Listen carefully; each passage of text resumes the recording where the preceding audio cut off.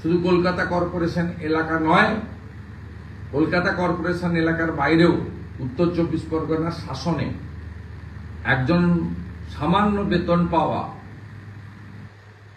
Village resource person VRP Mirajul Ali, তিনিও নিকাশি ব্যবস্থা জল বের করানোর কাজ করতে গিয়ে 11,000 ভোল্টের বিদ্যুতের শক খেয়ে প্রাণ হারিয়েছেন।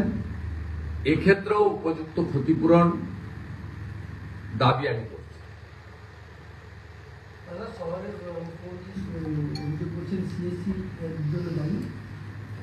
মুখ্যমন্ত্রী নিজে দায়ী।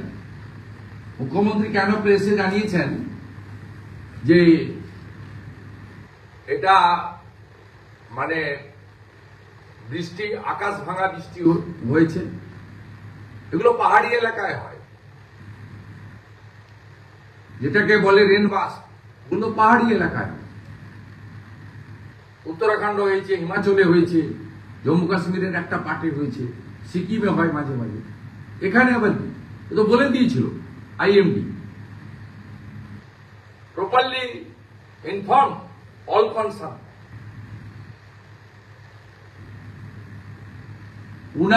উনার এই যে মা দুর্গা এই যে পিতৃপক্ষে গিয়ে একটা বিশেষ ভোট ব্যাংকে বার্তা দেওয়ার জন্য যেভাবে তিনি শক্তিদায়িনী, রূপং দেহি, যশ দেহি, দিশ দেহি জয়ী মাকে যেভাবে মানে অপমান করেছেন, পরম শক্তিশালী মা এটা ভালোভাবে নেন। পিতৃপক্ষে উদ্বোধন এবং হিজাব পরে কাঁচি নিয়ে উদ্বোধন, এর ফল ভোগ করতে হচ্ছে কলকাতার মানুষকে এবং বাংলার মানুষ। দাদা, সিএসসি বলছে এই মৃত্যুর দায় আমাদের নয়, মেয়র বলছেন আদিগঙ্গার এই জল কোথায় যাবে, মুখ্যমন্ত্রী বলছেন এত বৃষ্টি দেখেননি, তাহলে মৃত্যুর দায় কার?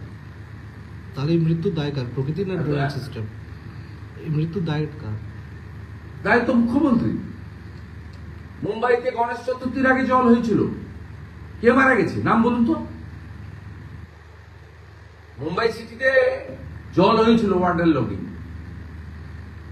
উনি 14 বছর 6 মাস আছেন, খেলা মেলা ভাতা, মদের দোকান, তোষণ এইসব করে বাংলাকে শেষ করে দিয়েছেন, বড় বড় কথা বলছেন। এটা ছাড়া হবে না, এটা চলবে, পুজোও চলবে, সাথে সাথে এর প্রতিবাদও হবে। মুখ্যমন্ত্রী আরো বলছেন যে ডিবিসির জন্য দায়ী, ডিবিসি মেশিন না করার জন্য ডিবিসির সঙ্গে সম্পর্ক কি? এ তো অদ্ভুত কথাবার্তা। আপনারা টিভিতেও ওইসব দেখান, উনি ফিড দেন, এগুলো দেখান আপনারা। আপনারা টক শো বসাচ্ছেন না কেন? ডিবিসির সঙ্গে আদিগঙ্গা বা এই এর সঙ্গে সম্পর্ক কি? এই বৃষ্টির সঙ্গে ডিবিসি এলাকার মধ্যে পড়ে না। ডিবিসি এলাকা তো চিহ্নিত নিম্ন দামোদর এলাকা। আপনি যেখানে বসে আছেন এটা ডিবিসির জল ছাড়লে এখানে এসে এন্ড হয়। এই রূপনারায়ণে এসে, এখানে কংসাবতী থেকে রূপনারায়ণে এসে, হলদি নদীতে এসে বঙ্গোপসাগরের মোহনাতে আমরা বসে আপনাদেরকে বাইট দিচ্ছি। এর সঙ্গে কলকাতার কি সম্পর্ক নেই, এর সঙ্গে ফারাক্কার কি সম্পর্ক আছে? উনি এইসব কথাবার্তা আজকে বলেছেন, আর আপনারাও মিনিটের পরে মিনিট ধরে এগুলো শোনাতে থাকেন অ্যাডভার্টাইজমেন্টের লবে। বাংলাকে বাঁচাতে গেলে শুধুমাত্র বিরোধী রাজনৈতিক দল নয়, সংবাদ মাধ্যমেরও গুরুত্বপূর্ণ ভূমিকা রয়েছে। আজকে 10 জন সহনাগরিককে আমরা হারালাম, এদের কি অপরাধ ছিল? এদেরকে কেন আমরা হারালাম? কেন কলকাতা কর্পোরেশনের ইলেকট্রিক পোস্টে তড়িতাহত হয়ে বিদ্যুৎপৃষ্ট হয়ে মারা গেল? পুরোটা সিএসসি নয়। সিএসসি যেমন দায়ী, তার থেকেও বড়ই দায়ী কলকাতা কর্পোরেশন এবং কলকাতা পুলিশ। কোমরে দড়ি বেঁধে জেলে নিয়ে যা ফিরাদ হাকিম, মনোজ বার্মা আর সঞ্জীব গোয়েঙ্কা। মুখ্যমন্ত্রী তো আগাম ছুটি ঘোষণা করে দিয়েছেন, ওটাই কাজ ওনার। 8,200 স্কুল বন্ধ, 6,888 কারখানা বন্ধ। উনি ছুটি দিতে পারলেই মনে করেন মানুষ খুশি হয়, মানুষ কাজ করতে চায়, মানুষ ধর্মাচরণও করতে চায়, উৎসব পালনও করতে চায়, আর কাজও চায়, কর্মচঞ্চলতা চায়। মানুষ গতি চায়।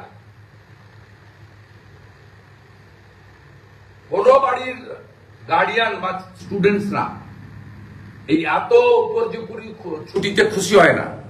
গিয়ে কথা বলবেন, উত্তর দিয়ে দিবেন।